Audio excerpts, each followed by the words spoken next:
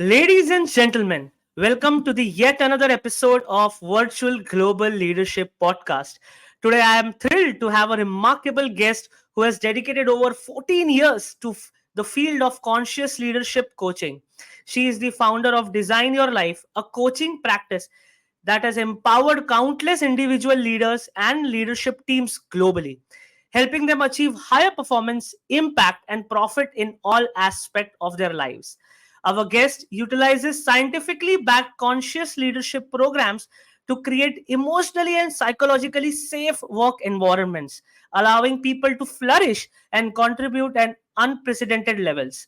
Beyond coaching, she offers online workshops, mentoring, transformation, and culture change support, and associate coaching services.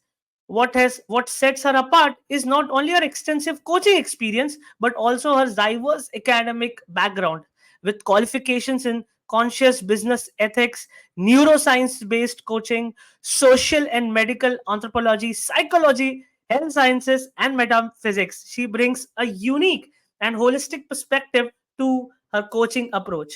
Without any further ado, it is my honor to welcome to the show Dr. Barbara, a true expert in conscious leadership and driving force behind positive change in individuals and organizations. Barbara, welcome. How are you? Thank you. That's a lovely introduction. Thank you so much. I am very happy and excited to be here to learn and to share with everyone who's joining us today. And thank you for the invitation. I'm super excited for us to share what we, between the two of us, know about leadership and especially conscious leadership, taking a deep dive into that. So thank you for this platform, Sagar. Well, thank you, and you're most welcome. Barbara, before we dive into the conversation, when we connected a month ago where we were brainstorming on how to go about it, you shared that you work out of Bali and then you spend some time in Singapore, while people do the reverse. So I'm just curious to know, how does it work for you? I think, COVID helped us see that we can work in any environment, in anywhere around the world. So I do consider myself as a global citizen, and that allows me to be of service to people from many different backgrounds and different locations. And if there's one thing that I can urge anyone at any age is to travel and be in different spaces, because what travel does, or exposing yourself to something that you're not used to, it allows you to see a part of yourself that you might not see or be aware of when you're in the same environment all the time. And so traveling in different spaces for me, especially Asia at the moment, is very heartfelt because it's linked to my African heritage of, being family centric. And I love the ethos of family being the foundation or the platform or the space where we can grow from and get support from and a sense of belonging. And I'm not saying like all family dynamics are great, but for me, that understanding or that tradition that I have from my Africanness has allowed me to thrive in the Asian space because Asia also has that ethos within its traditions and culture. So that's how I'm here in Bali and travel around and, be in Singapore as well. Interesting. And when I was understanding about the various studies that you have done, Yeah. first of all, what keeps you motivated to learn the kind of work that you have done in gaining knowledge, and then how do you translate it with individuals and the leadership teams that you're working, or for that matter clients that you're supporting? Mm. So all the degrees that I've attained were more to get to understand who I was and am as a human being. So, for example, with psychology, as a child, I would see the adults around me say one thing but do something else.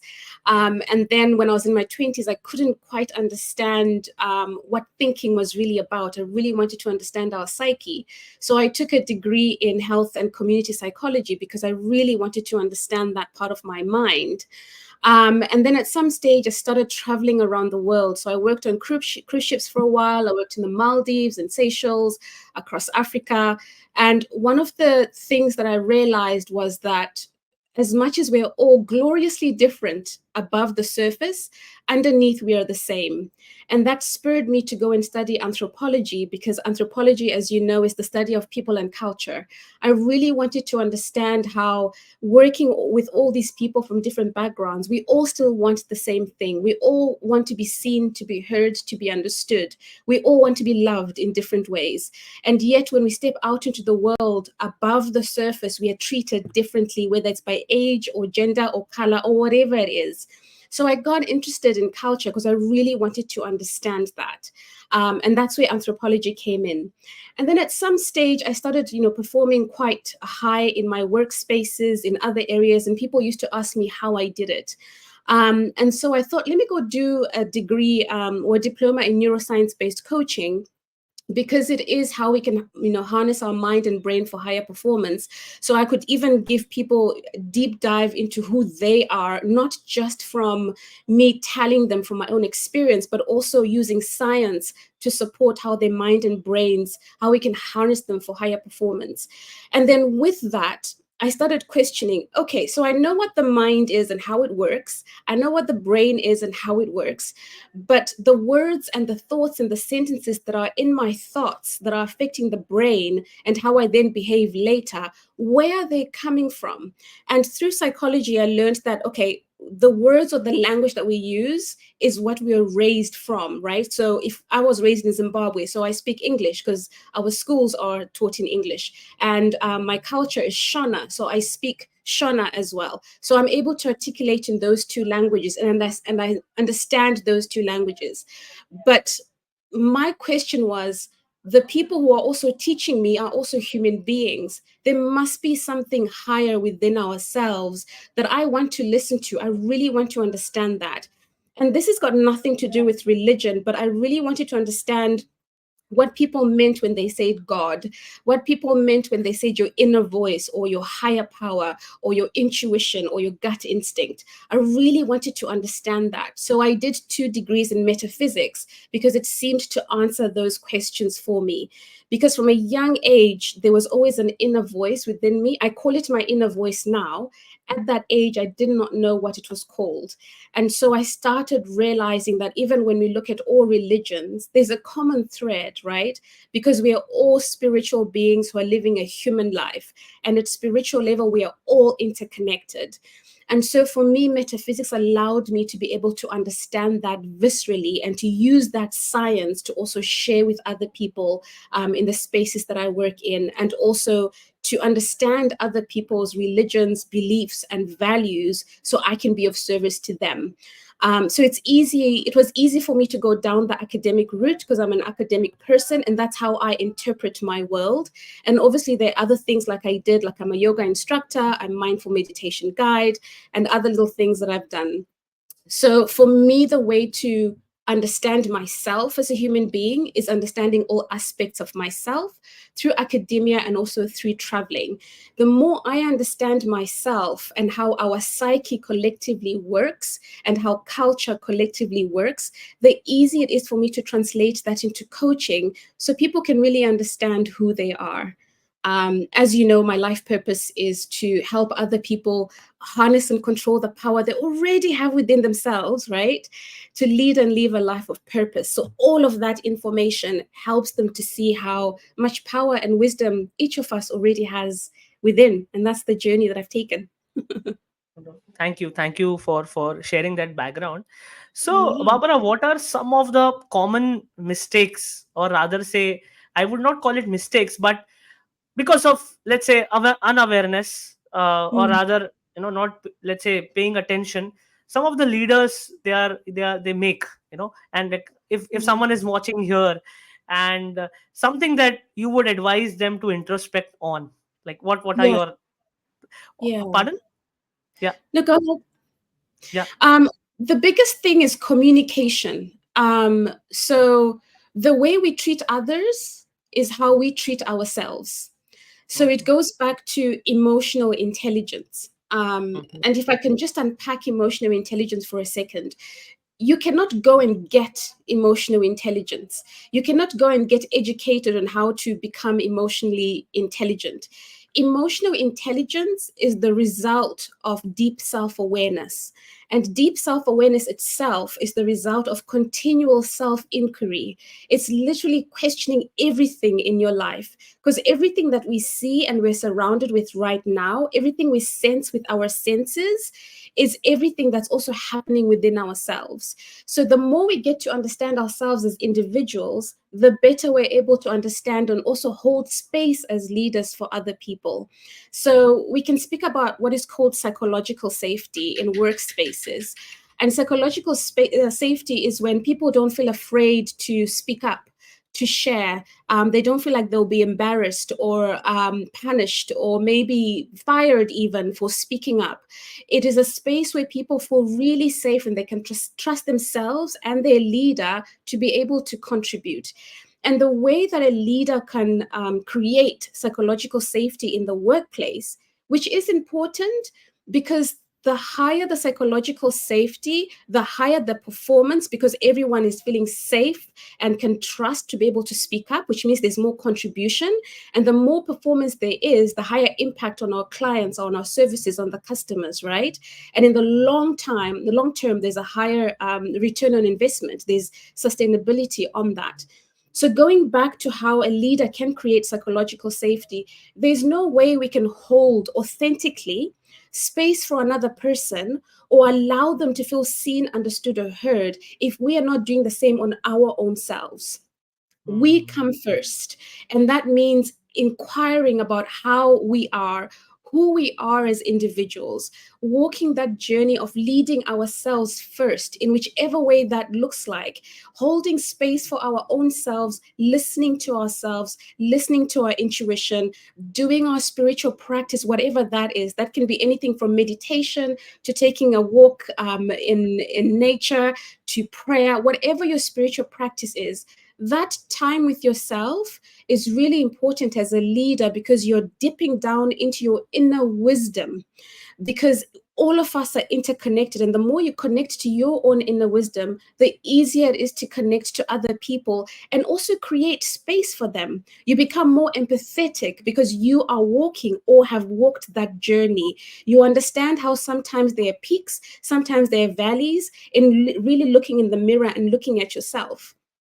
And it's a lot of work, and the more you understand that and are committed to that, it almost becomes second nature for people to trust you, because you become open and vulnerable, and honest, and so people also feel free and can trust themselves with you because they know that you're holding authentic space for them. And so that's really important, especially at the moment where a lot of customers and our clients, they can know by just clicking on Google what's happening within organizations, whether organizations are treating their staff well or not, whether they're cutting corners or not. And so the more we start to humanize workplaces, the easier it is for our business to be sustainable as well as agile in times of turbulence.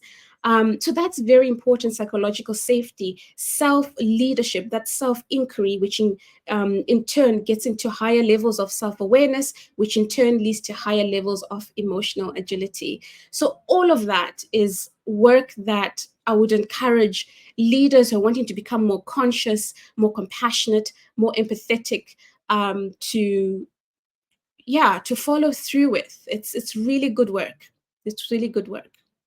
Yeah, I have a couple of questions here. But first question is, as weekend is approaching, like Friday, Saturday, Sunday.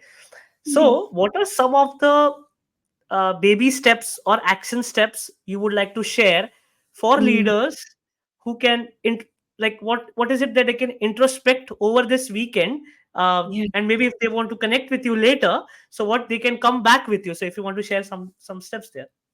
I've got two big steps. I don't know if Okay. they're little steps. Let me start with the little steps. Um, what I encourage, and actually I have what is called a DYL, or Design Your Life Diary.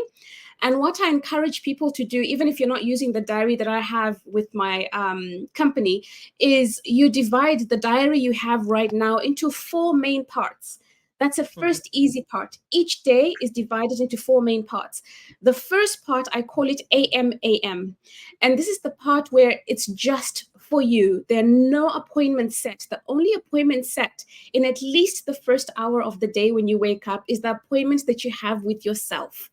And in that time, you're doing your spiritual practice. You are meditating, praying, you're exercising, you're reading spiritual text, you're planning your day. That's the date that should never be moved, whether it's a Monday or a Saturday or a Sunday. You have to fill your cup first before you step out into the world.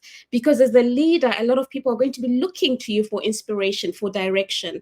And if you step out into the world with an empty cup, with you having not filled your own self in whichever way you need, it makes it so difficult for you to be able to make good decisions throughout the day. You might be great in the morning, but toward the end of the afternoon, there's something called decision fatigue because you're making all these decisions all the time. And so your cup needs to be filled. So that first hour is really important, especially if I might say the first 20 minutes of your day, because that's when your brain waves are much stronger and higher. So if you could think for a second, what is the first thing that you do when you wake up? So if it is picking up your phone and going on social media, that might not be the best thing. If it's reading something inspiring that fills you up, that is probably the best thing. Because whatever you take in, especially in those first 20 minutes when you wake up, when your brain waves are much stronger, it lasts in your system for much longer. And your brain starts craving that throughout the day. So that time in the morning, the only date you should have, the only scheduling you should have is you, yourself, your pen, your spiritual practice, your journal, whatever it is that gets you fueled up and filled up before you step into the world. Because leadership is really about service, right? But it starts with you. If you're able to look after yourself and hold space for yourself, it is easy for you to hold space for the people that you've hired, for them to be able to perform at higher levels, especially if you're hired correctly. So that's the first thing. And that's the AM. The other three parts of your diary, the second part, just call it 1 a.m., right? And in that part, you put all the stuff that you need to put in where you need to use your brain power or your mind, where you really need to think anything with numbers and figures, because your brain waves are still also quite strong in the morning. You still got more energy. So you are reared to make good decisions, if I can put it that way. Towards the afternoon, the third part of your diary, engage with activities that you don't need to really think or use your brain power, because you don't want to make bad decisions or wrong decisions. Not that you should not make decisions at that time, but it's advisable that you make the decisions in the morning or you sleep on them, especially if they're big decisions. And then in the evening, I call it the turn down service. You know, when you go to a hotel in the evening, the maid service comes in and they prepare your room for nighttime. So you do the same thing for yourself. And what this looks like is you sit down, you take stock of the day.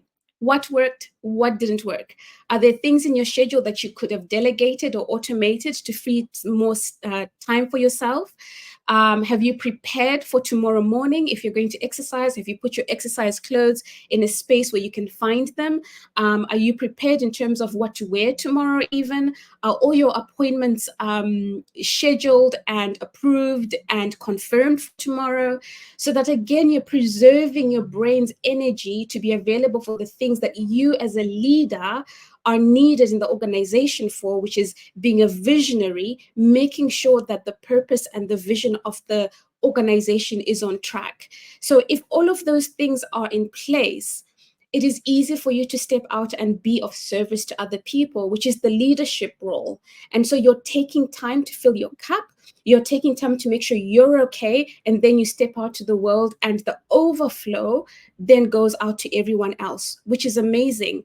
Because in that way, what I coach is, I'm not coaching leadership, because I already coach leaders. I am not here to help you understand what the title of leader is. I am here to help you to embody, to become leadership itself, so that when you walk across a room, when you talk to someone, whatever work you do, people can just understand and feel that, oh, this is a leader. And that's what I do. And it comes from really tapping into that inner wisdom. I'm not telling you what to do. I'm helping you remove anything else, either in your psyche, in your culture, in your environment, in your belief systems, your values, that might not be serving what your inner voice is telling you why you're here. And so it's really deep inner work. And a lot of the things we do include, shadow work. I don't know if you know these terms. Shadow work, sitting down with your inner child, understanding what your values are, understanding why you are who you are right now, because everything you've done and everything you've been influenced by has led you to become the person that you are now. And so everything leads into that. So this is a long answer, but just start with your diary and divide it into those 4 parts and do that every single day. And I promise you, you will get on track. You will start seeing where you can delegate and automate things and free up time for you to actually be present for the people that you're leading and serving in your company. Well, thank you so much for answering that. For a moment, I thought we are we are having a master class with you, which maybe we can plan it in the coming times. But thank you, it really helps, and I will also implement what you just mentioned. So please, I mean, I'm really thankful you sharing that. I have one more question, but before that, I wanted to understand, how do you see future of work? What does future of work mean to you? Mm. Future of work, and I'm going to quote Lavinia, who you know. Future of work is work present. It's present. It's here. The future is now, right?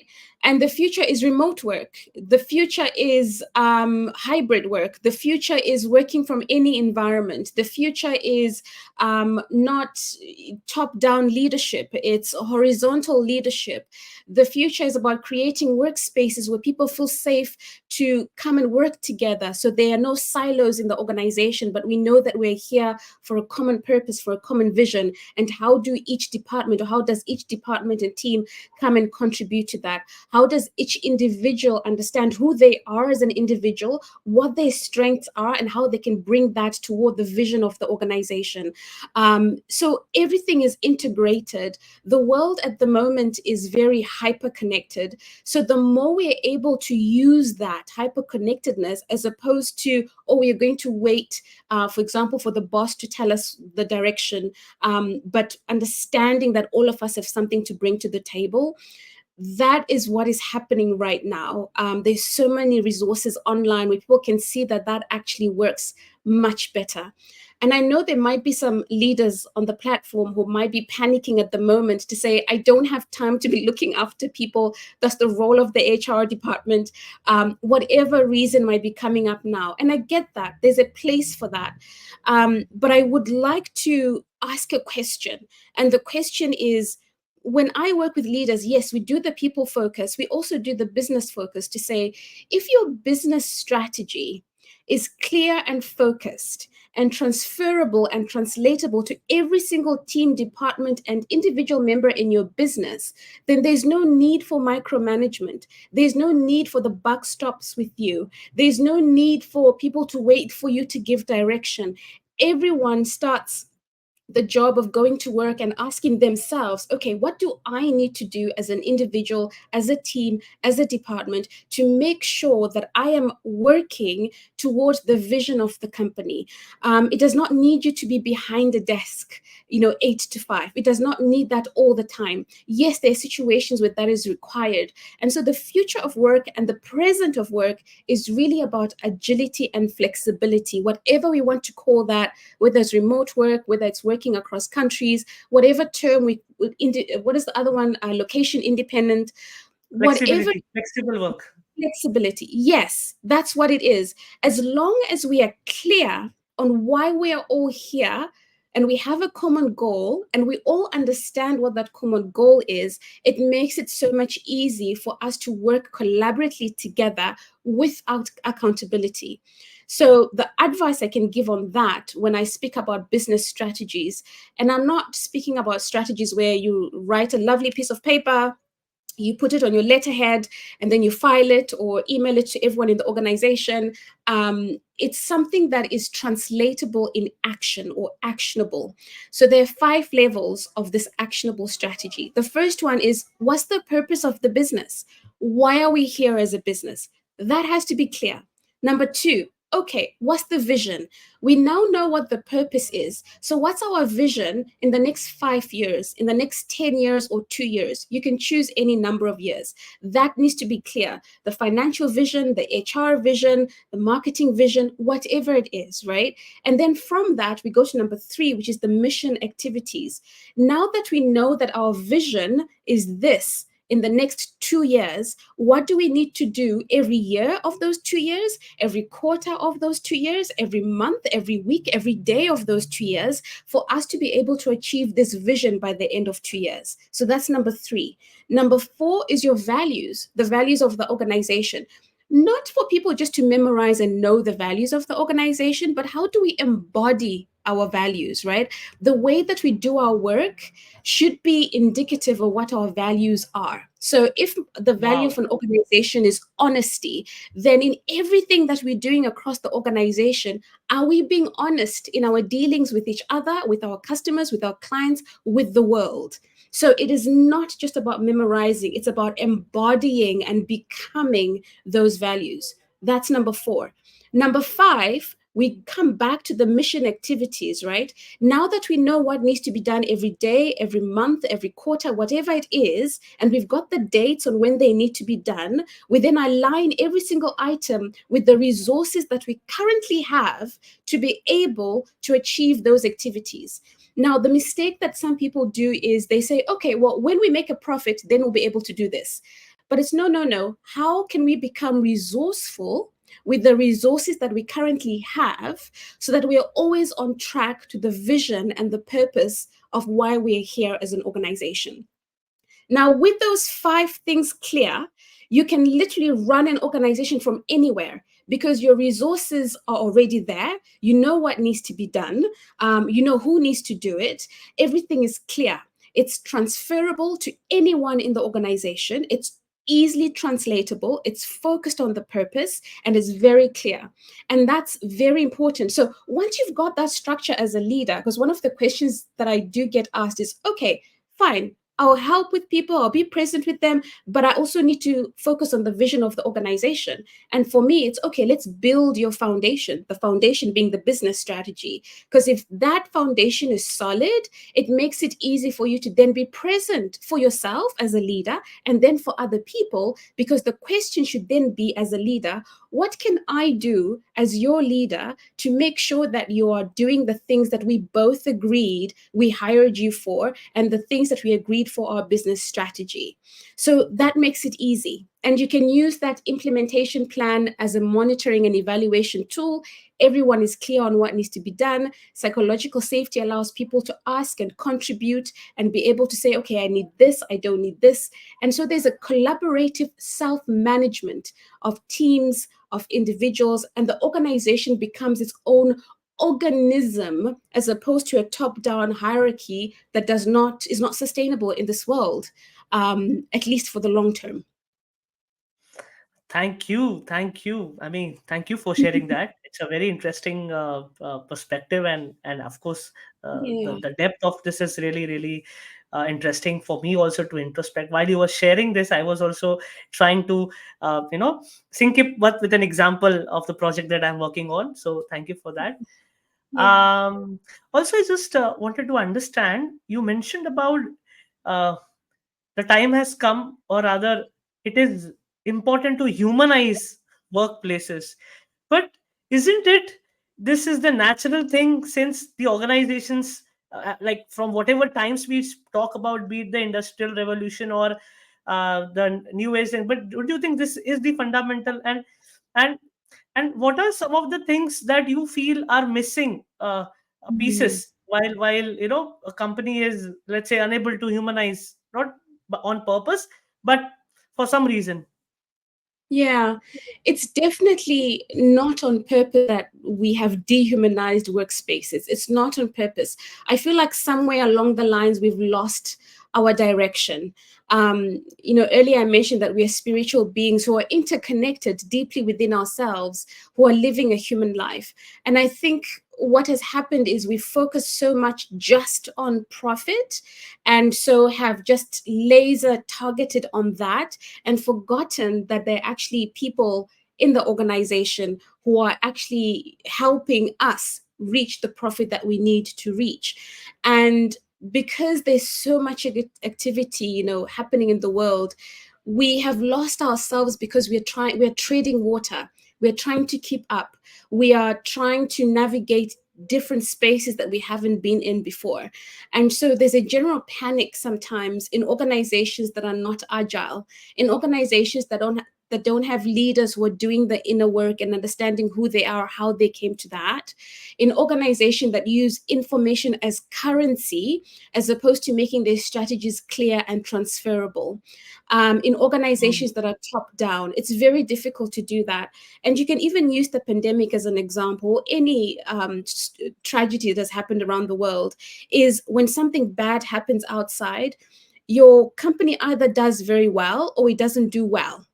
And what does well is you can go back to your strategy and say, okay, I know that the purpose of our business is this and the vision was this, but our purpose is still to serve people. How else can we serve people in the current circumstances? Which means we need to relook at our strategy. We need to speak to the people in our organization so we can see and hear what they are also seeing out in the market. So it becomes very collaborative. So conscious leaders are very open to the collaborative nature of coming together. And so it's really important to have that open mind, and not to feel threatened. And it's easy to feel threatened when you're laser targeted on just one thing in life. And when it comes to business, if you're just targeted on profit, because even if the profit margin drops down by 1% in 1 out of 365 days out of a year, you will panic. And when you panic, what happens is your brain is saying there's danger outside. It releases your stress hormones. You start making decisions, premised on stress. And so the decisions are not holistic. The decisions are short-sighted, which means you lose out in the long run for your organization because you are literally just making decisions on the cuff that are not collaborative, that are from a panic space, that are you haven't really thought out. And sometimes it works out, sometimes it doesn't. I'm not saying it's a bad thing. But however, the more you can start seeing that when you look after the people you've got in your organization, it is easy for them to step out into the world and be of better service to your clients or to produce better services and better products because they themselves are happy because everything is interconnected. Now, that also speaks to the type of people in your organization. If you are babying people in your organization, and when I say that, it's no, I'm not being harsh or anything, but we need to be able to hire the correct people for the positions that we need. And as long as your strategy is clear, you're able to go back to the mission activities and say what needs to be done, whatever needs to be done by when, what qualifications do we need? And the qualifications that we need, where can we find these people? It also requires you to shuffle people around in your organization because sometimes maybe someone is not suited in accounts. Maybe they're better suited in marketing. Maybe they've learned something different and so they can now contribute to another department. So the more you're in touch with your people, the more you know what knowledge they need or what knowledge they've gained over the years, what contribution they can make. They also feel safe to speak up and share their lives because they're happy and they trust you. They don't feel like something bad is going to happen because the strategy is clear. They know exactly where they are in the organization and how they're contributing to the bottom line. And so when you look at that from a holistic perspective, it becomes more sustainable as you progress with your business and you're able to pivot when things go not so great in the world, right? And you're able to work with people from different cultures and backgrounds, which means your business can actually transcend borders because it's not really about understanding going in because you know everything about any culture or country, but going in with an open mind, with curiosity, with a need to want to learn more about people, understanding how they can feed back into the organization, perhaps speaking to them and saying, what do you need in terms of education so I can help you? And it has to be something that is also something that people need, and not necessarily just creating learning and development programs or training programs and workshops in the organizations just to tick a box. And I see this sometimes in training departments or HR departments in the past that I've worked with, is they panic at the end of the financial year because they've been allocated a certain number of funds to train the organization. And so now maybe there's a month or two before end of year, and they'll be like, okay, let's just do any odd training so we can tick a box. Now, first of all, you're losing the very profit that you're wanting to make because the training is not aligned to the strategy of the business. So everything has to be aligned to that. And so the more clear you are, the better it is for everyone. Your growth becomes holistic, and the profit margins will increase over the long run.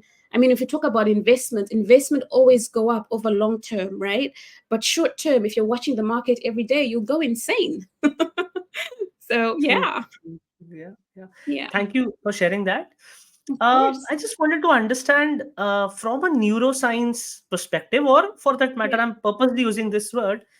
Reason being, we all have a experiential understanding of what Mm, happens when we fail, or if there is a feeling of failure, and be it mm, leaders or individuals or any other, you're not even human beings, any other living form, no one wants to fail. Okay, but in human beings it is something which everyone has to go through in whatever way. Okay, so I would love to know from you, from that, let's say, right minded perspective of what failure is, and then what are some of the steps one can take while they experience that. And the yeah. reason why I'm putting this question in this way, because yes, it is true that failures are a form of learning, but then someone who is emotionally going through it, okay, that's where I would want to get your perspective. Mm. That's a very big question, because at some stage in our lives, we all get afraid of something. And we will get afraid of something, especially if we're people who are in professional and personal development. And it's really about, if I can urge everyone to get out of their comfort zone. And the way to do that is by doing something new once in a while. Because what failure is, the way that we've been conditioned is that if you fail, then you're not the right person or you're not a good person. And what that does, it makes us feel like we don't belong anywhere, and that feels like we'll be rejected or we're going to die. And that feels like that literally in our brain, because as much as we are stressed because we want to win, win, win, and we are running away from failing, it makes it really hard for our brain to understand that. And the way that it takes that is, if I fail, the world is not going to love me. My family is not going to love me. My community is not going to love me. I'm going to be rejected. I'm going to lose my business. I'm going to lose profit, whatever it is. And that rejection, the way that the brain experiences it, is as if you've cut your foot off, and that's Yeah. painful. So we are always running away from failure. But as difficult as it is, let's look at the acronym fear, FEAR, right? So it can be, we are feeling excited and ready, because when we are afraid of something, our heart beats very fast, right? And so we're like, oh, I don't want to fail, I don't want to fail, I'm very fearful of this thing. So your heart beats very fast because it does not know what's going to happen. But if you're a conscious person who understands that fear is just a mindset, you're able to just breathe through that when you're feeling fear. You can look at it as FEAR, face everything and rise. Because when you face your fears, when you face whatever you're afraid of, you will either fall, which means you will have more knowledge now on what not to do, or you will rise, which also means you've got now knowledge on what to do. So either way, you win. But if we're over and over again saying the same thing to ourselves, oh no, I will fail, oh no, I'm going to do that, you are you're telling yourself and your body that I can't move forward because I don't have this information. It's not what we know. So go rather to a road that you know, even though that road does not feel okay. So you are literally programming your own mind to say that I need to do this one thing or these many things for me to be able to achieve this, for me to be accepted, for me to have a sense of belonging, for me not to be rejected, whether or not that thing is the right thing. What fear is just an indication that you need to go and get more information. Maybe you need to move a bit slower. Maybe you need to have a coach or a mentor for you, for someone to hold your hand, to be your support, to move through with that. Maybe you need to find someone who has already walked that path, who can support you as well, who can give you that information. Fear is really our friend. It's just an indication that you don't have enough information. Your brain is panicking because it can't make sense of this thing. So, how about let's train this brain that's in our individual heads to understand that this is okay. And the way to do that is either running headlong into that fear, fast, or taking one small step at a time. But there's no way around it. We have to use fear as a friend.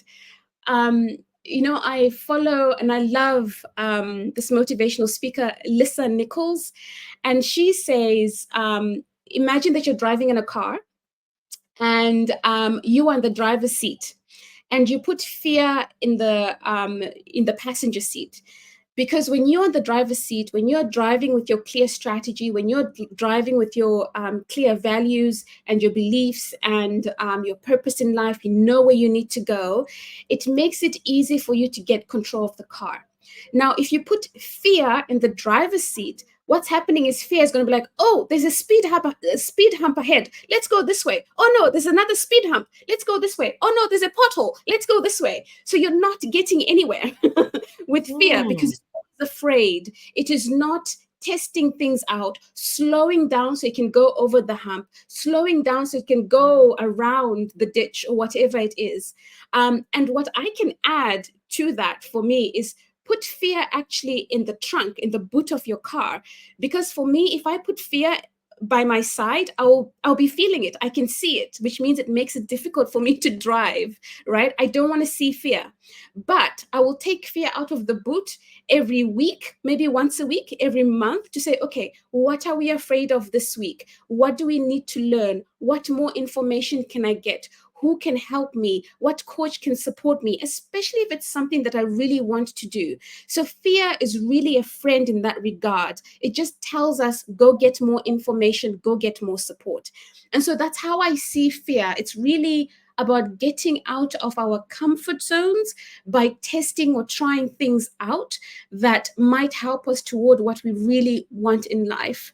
And understanding that the beliefs that we have are beliefs that were given to us by other people who either raised us or the community we grew in or the country we grew in. And the more we question that, especially if it's contradictory to what feels right within ourselves, in our inner wisdom, the more we get to understand the world around us a bit better, and the more that we can find our place at any time that we can. So, can you imagine if a leader has this wisdom about fear, about moving through the world, about understanding people's beliefs, what capacity they can have to hold space for their people?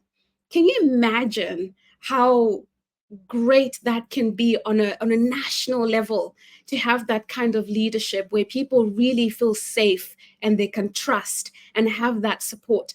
That for me is exciting in so many levels. Absolutely, absolutely. Thank you for sharing that. Yeah, In the areas that we discussed so far, emotional intelligence, self awareness, self leadership, uh, you yeah, know, have we have kind of touched upon all of them. But then, for someone to integrate that and live a purposeful life, and mm, live actually a life, or work towards a conscious leadership. And the reason why I'm asking you this question is, of course, someone may be a leader in his or her organization, but what I am also trying to say is that if this is the mind and body, we are the leader for this mind and body also. So, what are your thoughts on this integration, and how can how can you help them? I would love to know that. Yeah, yeah. So one of the things that I use in the coaching process, I call it the Mutedzi 3D protocol. Obviously, Mutedzi is my last name. The 3D are define, design, display. And anyone can use this, right? The define part is we define as much as possible who we think we are above the surface, right? I call that the top of the iceberg. And then we dig deep inside to say, okay, so what are your beliefs? We have those questions as we're doing the coaching. What are your beliefs? Why those beliefs? What are your values? Why those values? What do they mean to you? If you were to die today, do you think you have lived the life that you've ideally wanted to live? What are your goals in life? Why do you have those goals? Are those goals for you, or are they goals you took from other people? We unpack every single thing about that person.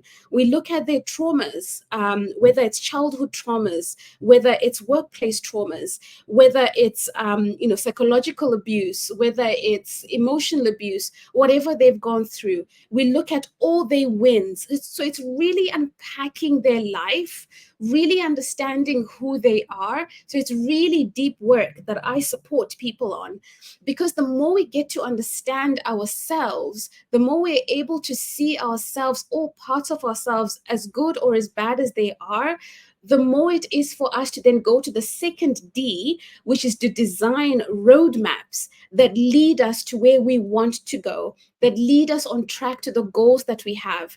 And so, even when I'm working with leaders, I'm not just looking at your business, I'm looking at your relationships outside of business, I'm looking at your finances. I am looking, when we look at the business strategy, I am looking at, family relationships. I am looking at your religion. I'm looking at every single aspect of who you are and why you are what you are now. And so the people I tend to attract in this business are people who are high performers, people who are already doing great. Like if the society looks at them, they'll be like, this person is doing great. But there's something intrinsic within themselves that they know there's something missing.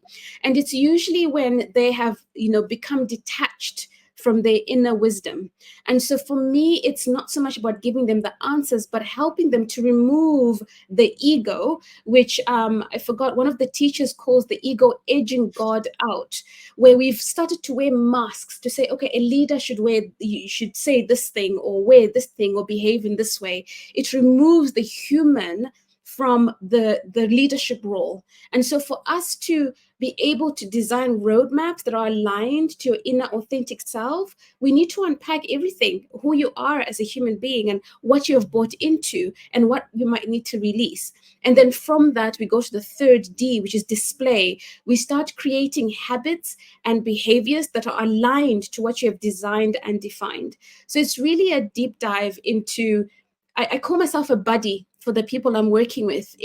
I am shining a mirror and holding space for them, which means I'm also doing the inner work. I have to do that inner work for me to be able to hold space for other people. Because if I'm not doing the inner work, then I'm not being of service to anyone else. And because the journey is not always easy, it's hard. And so that deep self inquiry is important. What I can give as a takeaway for now is two things. Some of the questions that I ask, for example, if I'm doing a speaking engagement, is, what brings you joy? That's number one. I get people to list all of that down. The second thing is, what are you curious about? I get them to write that down. Now, when we look at the first question, what brings you joy? A lot of people write, oh, my family, or when I'm spending time with so and so, or when I'm in this social role as a parent or as a leader or whatever it is. And for me, it's like, I get the social roles. Those are social roles. That's not your purpose, right? You are here for something bigger than that. The social roles are part of that journey, but that's not who you only are. So I would like you to sit down and say, what brings me joy? Because when you then know what brings you joy, and you can do that as an individual by yourself, whether you're a leader or not, when you then engage with that activity much more often than not, you're able to bring your full self, because that joy is intrinsic. You're an inspirational to yourself, right? So that's number one. The curiosity is, what am I curious about in life? It doesn't have to be anything that's aligned to what you're doing now. But when you write down the things you're curious about, and you go and do them, you make time to get that knowledge, and then you marry that with doing the things that bring you joy more often. I call those little breadcrumbs along your life purpose path. So you might not know what your life purpose is, but those are indicators coming in from your inner wisdom, your intuition, your inner self, whatever you want to call yourself, what is inside you, guiding you to where you need to be, that is suited for the authentic person that you are. And so for me, it's about asking those types of questions so you can start revealing who you really are beyond the social masks that we've had to wear. And those social masks, I'm not saying they're bad things, they might have served us up to a certain stage. But if we're wanting to become more conscious, more empathetic, more compassionate to other people and to ourselves, first and foremost, it is best to do that inner work, that inner journey. And one of the things I'd like to end this stream of consciousness I'm on right now is, I would like to ask you, because you've just come from a conference, right, where the inner work is really, really important and it's been highlighted. And I would like to ask you, Sagar, what were the main practices, what were the main points, what was shared in terms of the benefits of doing this inner work when it comes to conscious leadership and the world that we're moving through right now and the future of work? That I feel will be really great for us to share with the audience. Of course. So, in my view, I mean, I think you have covered up all the major points in some or the other way. But what the I would just highlight the one that has, which is with me, is that inner transformation, or the inner sciences, is as, and in fact more important than the external transformation. Because in an organization, you put x amount of time, y amount of money, and you expect a z amount of result. And Mhm. most of the times, even with the leaders with sad face, achieve that z. Okay. Then, with x amount of time and some amount of money, because you have to do some programs, and you want you can get the z amount of result, and in a much more happier way. So this is something that, clicked. And it is like, then from there onwards, as you also mentioned, that uh, we have to constantly keep learning. So I am now always evaluating, I'm always taking care of my right mind. I use that more often, because even people who disagree, that, they think from their heart, somewhere they are also thinking from whatever they call the brain. Of course, I'm just using this as a metaphor, but in that, I'm always now reminding myself, okay, every action that I am doing is really taking me ahead. It is just that how conscious I am. So this is, I would like to share. Yeah, no, that's very true, because our subconscious, all the decisions that we're making above the surface are actually being influenced by everything that's in our subconscious. Things that we've programmed into our system, or have been programmed into our system even before we were born, throughout birth up until now. And so, Richard Rudd, he talks about, when we talk about emotional intelligence and doing the work to become a conscious leader, it actually needs us to unpack everything that's happened in our life, at least between the ages of 8 and 14, because that's the first stage into us becoming adults. That's when our emotions are getting more frequent, more, not frequent is not the right word, more we're getting more in touch with our emotions and our feelings. And so whatever has been happening in our lives between the ages of 8 and 14 actually cements the way that we are engaging or our emotional intelligence as adults. And so Wow. if we're really to do the inner work, we have to go all the way back then. And then here's another thing, and I don't know how correct I'm this on this, but we could just Google and check. But I know that there's a statement, the Jews, they say, bring me a boy before they're the age of 7, and I'll make them a man. And that means that anything that we have been exposed to before the age of 7 actually dictates who we are for the rest of our lives, unless we are doing the work of revisiting that time and unpacking and really understanding. Because our subconscious is what, 85 to 95% of the decisions that we're making without even realizing it. And so that inner work is really important. And I know the figures are high, so it's not doom or gloom or anything. But the beautiful thing about a human being is that by nature we are dynamic, and we've got the prefrontal cortex, the front part of your brain, and so we can make higher level decisions from that. I call it the CEO of our brain. And so that first hour in the morning when we're planning our day is so important, because our brain waves are stronger, so we can use the prefrontal cortex in a way that is conducive, is great for us when you use it properly. So we can plan our day. Every Sunday, if our weekday starts on Monday, we sit down and plan our week. Every quarter or every month, we sit down and plan our month or a quarter or a year.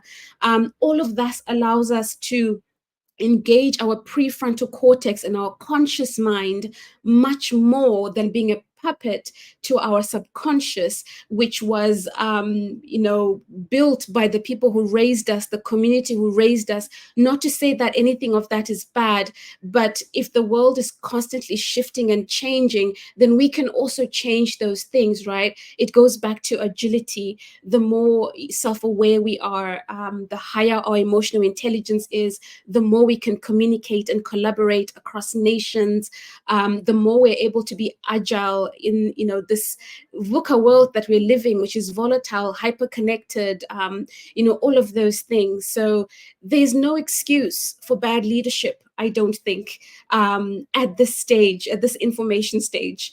And there can be an excuse because perhaps we haven't found ways of tapping into our subconscious, but there's so many materials out there. There are coaches like myself who work specifically on that, to say we need to shine a mirror on every single part of you, the conscious and the subconscious, and then from there to help you connect to your superconscious, which is your internal wisdom, so that you always know how to be guided from within, because all of us are connected from within. So if you can connect with yourself as an individual from within and design your life using that as a leader, it makes it so much easier to connect with other people, regardless of age, color, nation, whatever it is, because it's really about seeing the human being in front of you, as opposed to a title or an object, which has been far removed at the moment, because we've lost our way in so many ways.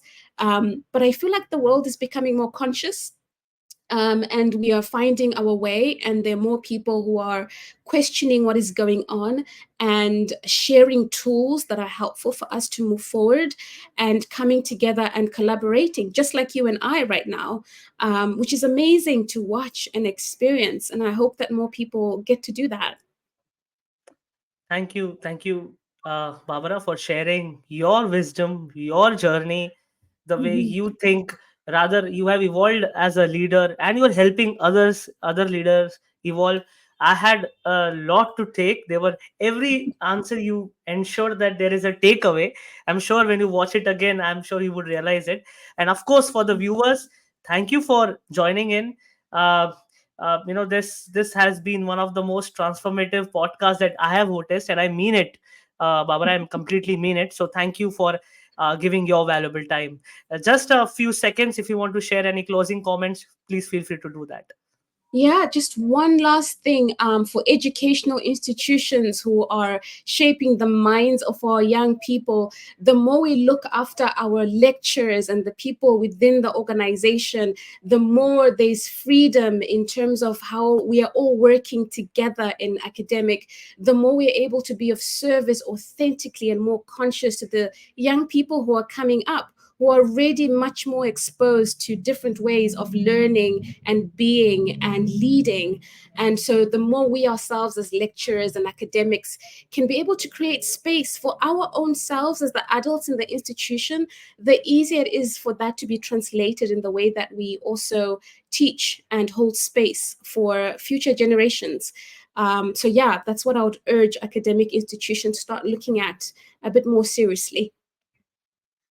Thank you. Thank you. Thank you, Dr. Barbara. And of course, we will have to have one more podcast because I realize we have a lot to discuss, and I'm sure there's a lot to untap on. So, yeah, looking forward to having you in coming months once again. Thank you, Saga. Thank you.